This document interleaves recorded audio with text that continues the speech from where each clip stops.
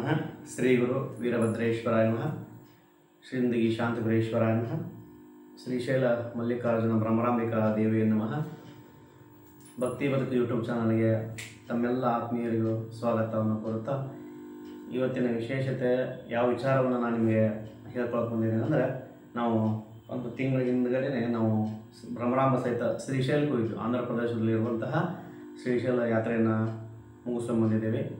ಅಲ್ಲಿ ನಾವು ವಿಡಿಯೋನ ಮಾಡಲಿಕ್ಕಾಗಲಿಲ್ಲ. ಆದರೆ ನನಗೊಂದು ಅನಿಸ್ತಿತ್ತು, ಶ್ರೀಶೈಲಕ್ಕೆ ಹೋಗ್ಬೇಕಂದ್ರೆ ಕೂಡ ನಾವು ವರ್ಷ ಹೋಗ್ತಿದ್ವಿ.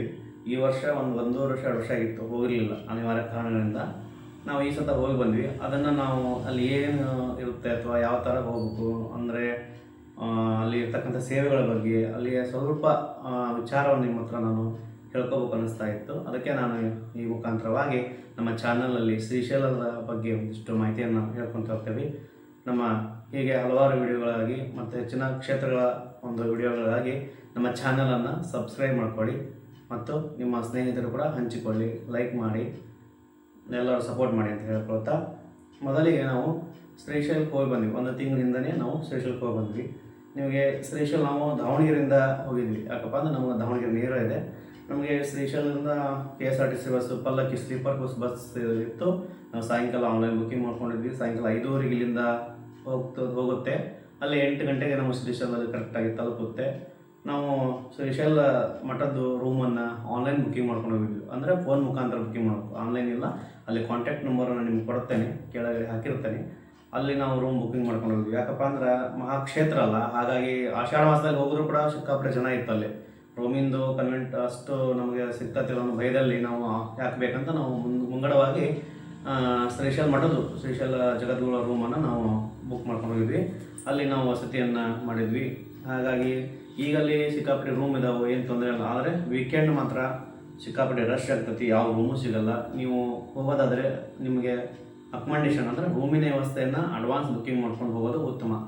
ಹಾಗಾಗಿ ನಾವು ಅಲ್ಲಿಗೆ ಹೋಗಿ ಅಲ್ಲಿ ಸೇವೆಯನ್ನು ಕೂಡ ನಾವು ಆನ್ಲೈನ್ ಬುಕ್ಕಿಂಗ್ ಮಾಡ್ತೀವಿ. ಶ್ರೀಶೈಲ ವೆಬ್ಸೈಟಲ್ಲಿ ನಾವು ಆನ್ಲೈನ್ ಬುಕ್ಕಿಂಗ್ ಮಾಡ್ಕೊಂಡು ಹೋಗಿದ್ವಿ.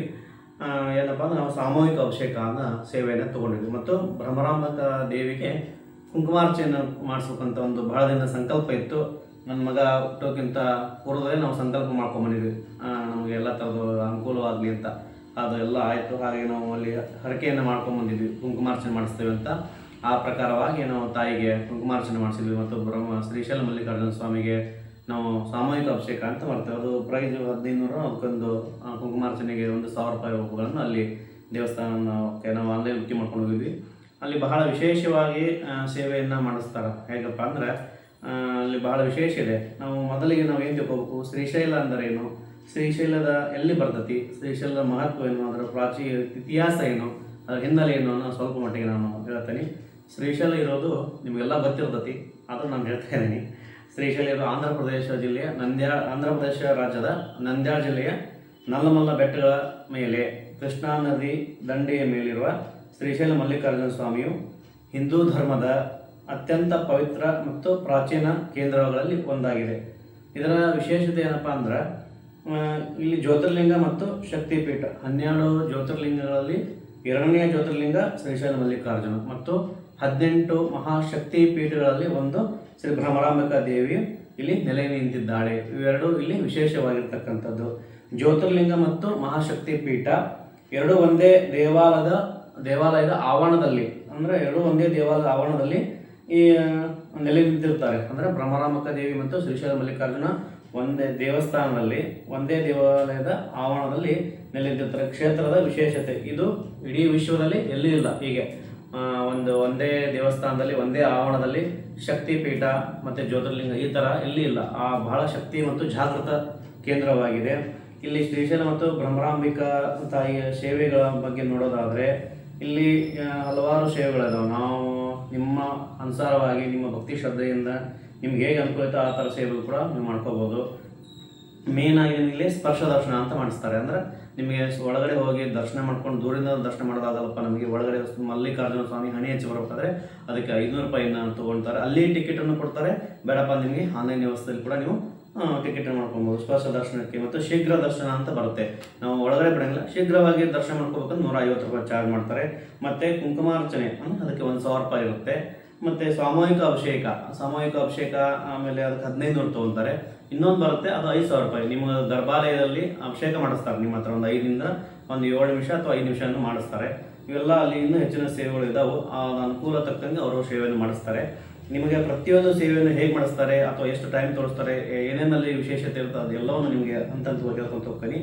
ಇಲ್ಲಿ ಇತಿಹಾಸವನ್ನು ಫಸ್ಟ್ ತಿಳ್ಕೊಂಬಿಡೋಣ. ಯಾಕಪ್ಪ ಅಂದ್ರೆ ನಮ್ಗೆ ಇಲ್ಲಿ ಇತಿಹಾಸ ಬೇಕು, ಹೆಂಗೆ ಏನು ಅಂತ.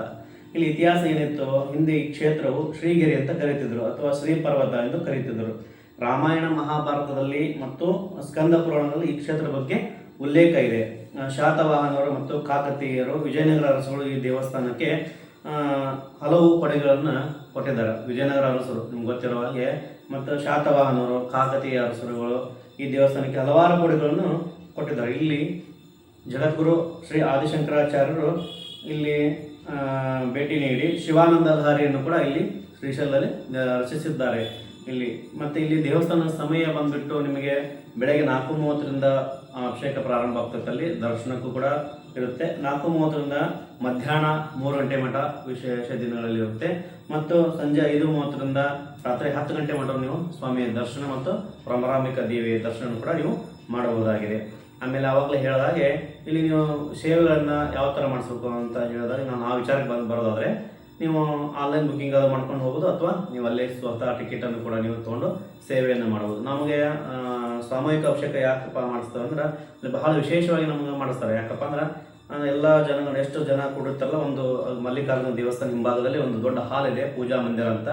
ಅಲ್ಲಿ ನಮ್ಮನ್ನು ಕುಂದಿರಿಸಿ ನಮ್ಮ ಗೋತ್ರ ನಕ್ಷತ್ರ ರಾಶಿಗಳನ್ನು ಕೇಳಿ ವಿಶೇಷವಾಗಿ ಸಂಕಲ್ಪವನ್ನು ಮಾಡಿ, ಮತ್ತು ಈ ಶ್ರೀಶೈಲ ಪೀಠದ ಬಗ್ಗೆ, ಅಲ್ಲಿ ನೆಲೆಯಿರುವ ಭ್ರಮರಾಂಬಿಕಾ ದೇವಿ ಮತ್ತು ಅಲ್ಲಿ ಪಂಚಾಚಾರ ಪೀಠದಲ್ಲಿ ಒಂದಾದ ಶ್ರೀಶೈಲ ಪೀಠವು ಕೂಡ ಅಲ್ಲಿ ಇದೆ. ಎರಡು ನಡುವೆ ಇದೆ ಭ್ರಮರಾಂಬಿಕಾ ದೇವಿ ದೇವಸ್ಥಾನ. ಹಿಂಭಾಗ ಮುಂದ್ಗಡೆ ಶ್ರೀಶೈಲ ಮಲ್ಲಿಕಾರ್ಜುನ ದೇವಸ್ಥಾನ, ಅದರ ಮಧ್ಯದಲ್ಲಿರುವುದೇ ಶ್ರೀಶೈಲ ಪೀಠ, ಜಗದ್ಗುರು ಪೀಠ ಅಂತಿದೆ.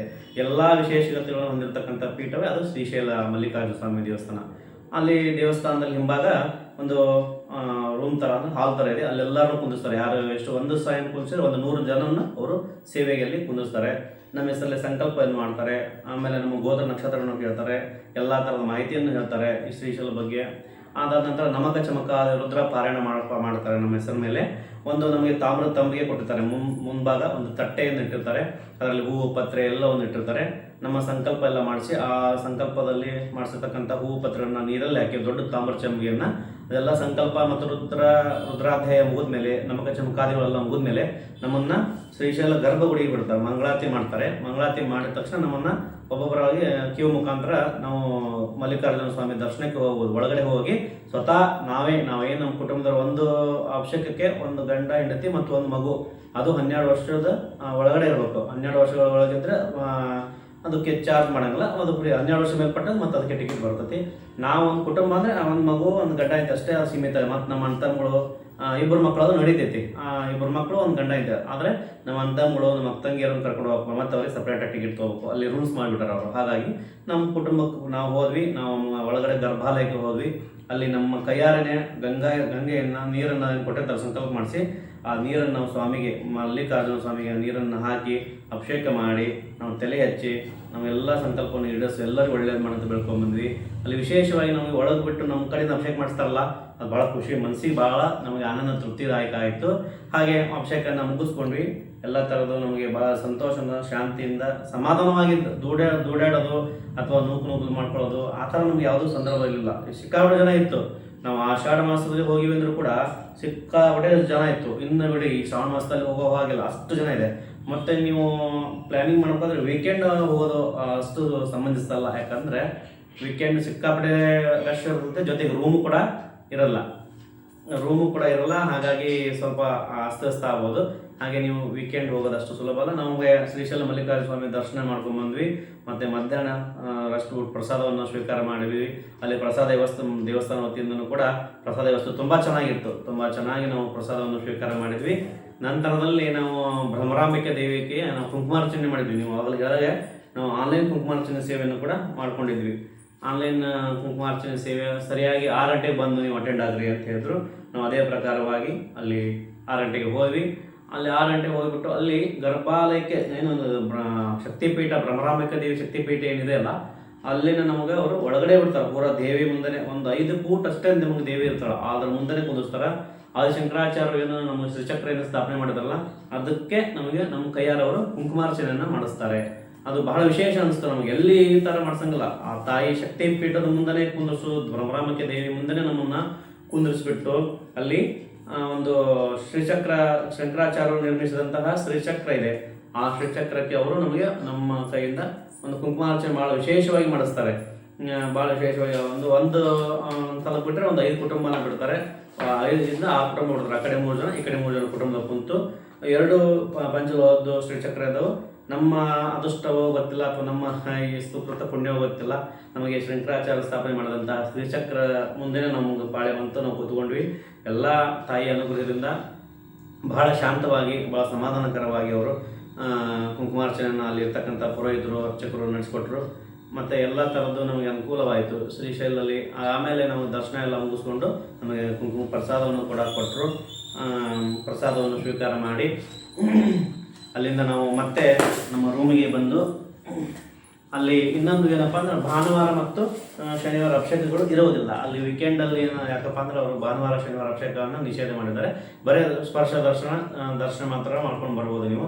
ಭಾನುವಾರ ಶನಿವಾರ ನೀವು ಅಭಿಷೇಕ ಮಾಡಿಸ್ಬೇಕು ಅನ್ನೋದಾದರೆ ನೀವು ಭಾನುವಾರ ಶನಿವಾರ ಪ್ಲಾನಿಂಗ್ ಮಾಡ್ಕೊಬೇಡ್ರಿ. ಅದು ಬಿಟ್ಟು ಉಳಿದ ದಿನಗಳಲ್ಲಿ ಅಭಿಷೇಕ ಇರುತ್ತೆ, ಅರ್ಚನೆ ಕೂಡ ಇರುತ್ತೆ. ನಾವು ಮತ್ತೆ ಕುಂಕುಮಾರ್ಚನೆ ಸುಮಾರು ಒಂದು 9-10 ಗಂಟೆ ಮುಗೀತು. ಎಲ್ಲ ಮುಗಿಸ್ಕೊಂಡು ರೂಮಿಗೆ ಬಂದ್ವಿ. ಮತ್ತೆ ಮರುದಿನ ನಾವು ಅಲ್ಲಿ ಸಾಕ್ಷಿ ಗಣಪತಿ ಅಂತಿದೆ. ಯಾಕಪ್ಪ ಅಲ್ಲಿ ಶ್ರೀಶೈಲಕ್ಕೆ ಹೋದರೆ ನಾವು ಸಾಕ್ಷಿ ಗಣಪತಿಗೆ ಹೋಗಲೇಬೇಕು. ಅದು ನಾವು ಹೋಗಿದ್ದಕ್ಕೆ ಸಾಕ್ಷಿ ಗಣಪತಿ, ಅವನು ಗಣಪತಿ ಕೈಯಲ್ಲಿ ಬುಕ್ ಪೆನ್ ಕುತ್ಕೊಂಡು ಯಾರ್ಯಾರು ಸಾಕ್ಷಿ ಗಣಪತಿ ಬರ್ತೀರಿ ಅನ್ನೋ ಲೆಕ್ಕ ಅದು. ಅಂದರೆ ಅಲ್ಲಿ ನಾವು ಹೋಗಿ ಬಂದಿದ್ದಕ್ಕೆ ಒಂದು ಸಾಕ್ಷಿ ಅದು ಗಣಪತಿಗೆ, ಮಹಾಗಣಪತಿಗೆ ಸಾಕ್ಷಿಯಾಗಿ ಉಳಿದೈತಿ ಅಂತ.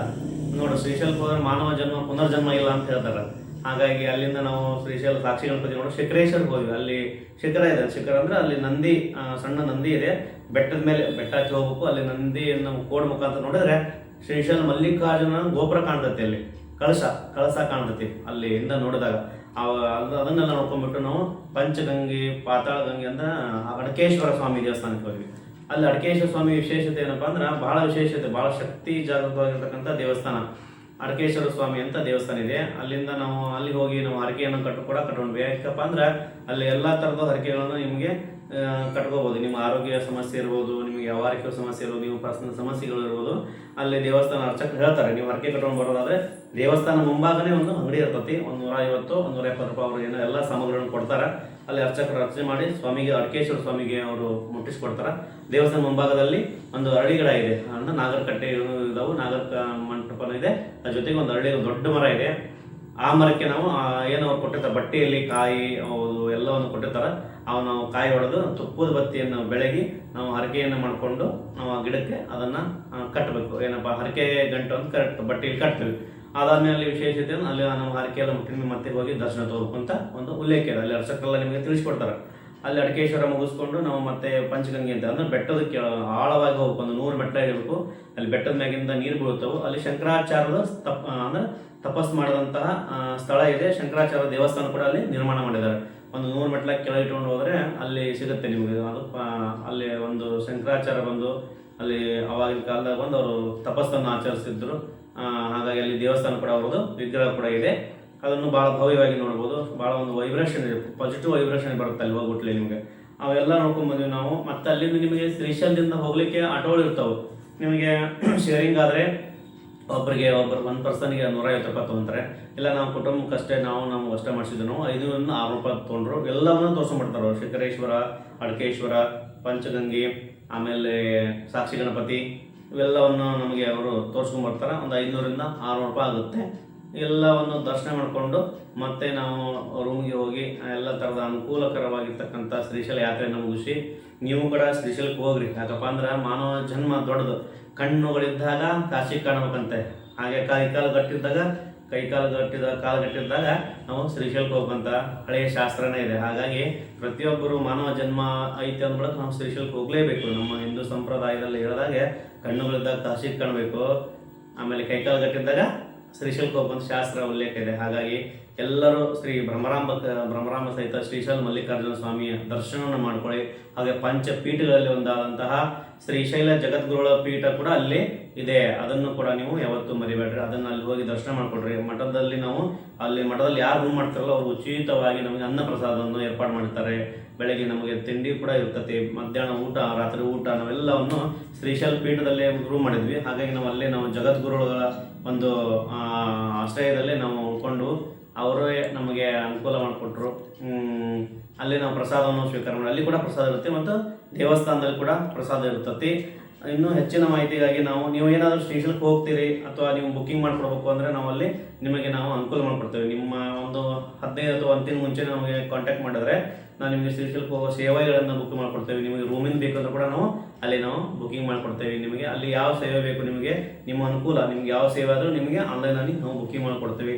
ನೀವು ಬುಕ್ಕಿಂಗ್ ಮಾಡ್ಕೊಡ್ಬೇಕು ಅಥವಾ ನಿಮಗೆ ಅಲ್ಲಿ ಸೇವೆ ಬಗ್ಗೆ ಮಾಹಿತಿಯನ್ನು ಬೇಕಾದರೆ ನಮಗೆ ಕಾಂಟ್ಯಾಕ್ಟ್ ಮಾಡ್ಕೊಳ್ರಿ. ನಿಮಗೆ ಫೋನ್ ನಂಬರ್ ಹಾಕಿರ್ತೇವೆ. ಅದನ್ನು ನಿಮಗೆ ಶ್ರೀಶೈಲಕ್ಕೆ ಹೋಗ್ಬೇಕಂದಾಗ ನೀವೇನು ಪ್ಲ್ಯಾನ್ ಮಾಡಿದಾಗ ನೀವು ನಮ್ಮನ್ನು ಕಾಂಟ್ಯಾಕ್ಟ್ ಮಾಡಿಕೊಂಡು ನೀವು ಬೇಕಂದರೆ ನಾವು ಬುಕ್ ಮಾಡಿಕೊಡ್ತೇವೆ ನಿಮಗೆ. ಇನ್ನೂ ಹೆಚ್ಚಿನ ಮಾಹಿತಿಗಾಗಿ ಇನ್ನೂ ಬೇರೆ ಕ್ಷೇತ್ರಗಳ ಮಾಹಿತಿ ಬೇಕಾ ಮತ್ತು ನಿಮಗೆ ಇನ್ನೂ ಹೆಚ್ಚಿನ ಮಾಹಿತಿ ಬೇಕಾದರೆ ನಮ್ಮ ಚಾನಲನ್ನು ಸಬ್ಸ್ಕ್ರೈಬ್ ಮಾಡಿಕೊಡ್ರಿ, ಮರಿಬೇಡಿ. ಮತ್ತು ನಿಮ್ಗೆ ಇಷ್ಟವಾದರೆ ಕಮೆಂಟ್ ಬಾಕ್ಸಲ್ಲಿ ಕಮೆಂಟ್ ಹಾಕಿ, ಲೈಕ್ ಮಾಡಿರಿ. ನಿಮ್ಮ ಈ ಶ್ರೀಶೈಲ ಮಾಹಿತಿಯನ್ನು ನಿಮ್ಮ ಸ್ನೇಹಿತರು, ಬಂಧು ಬಾಂಧವರಿಗೆ ಕೂಡ ಹಂಚಿಕೊಳ್ಳಿ. ಎಲ್ಲರಿಗೂ ಒಳ್ಳೆಯದಾಗಲಿ. ಭ್ರಮರಾಂಬ ಸಹಿತ ಶ್ರೀಶೈಲ ಮಲ್ಲಿಕಾರ್ಜುನ ಮತ್ತು ಜಗದ್ಗುರು ಪಂಚಾಚಾರ್ಯರು, ಶ್ರೀಶೈಲ ಪೀಠ ಜಗದ್ಗುರುಗಳು ಎಲ್ಲರಿಗೂ ಒಳ್ಳೆಯದನ್ನು ಮಾಡಲಿ. ವಂದನೆಗಳು, ನಮಸ್ಕಾರ.